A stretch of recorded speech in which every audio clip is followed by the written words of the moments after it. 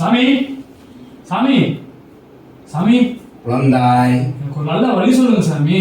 குழந்தாய், பதறாதே, பதட்டப்படாதே.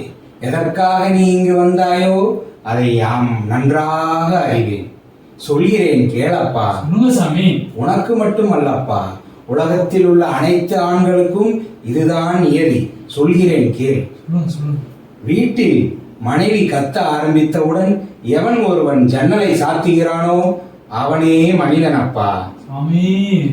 வீட்டில் மனைவி கத்த ஆரம்பித்தவுடன் எவன் டிவி வால்யூமை அதிகப்படுத்துகிறானோ அவனே மாமனிதன். சாமி.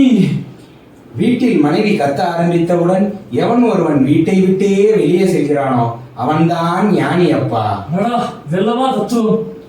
இன்னும் சொல்கிறேன் கேளப்பா. சொல்லுங்க சாமி. வீட்டில் மனைவி கத்தும் போது எதுவுமே தெரியாதது போல், காதில் எதுவுமே விழுகாதது போல் அமைதியாக எவன் ஒருவன் அமர்ந்து உட்கார்ந்திருக்கிறானோ அவன்தானப்பா வாழும் கடவுள் ஆவான். சாமி என் கண்ணை திறந்துட்டீங்க சாமி. இதுவே உலக நீதி.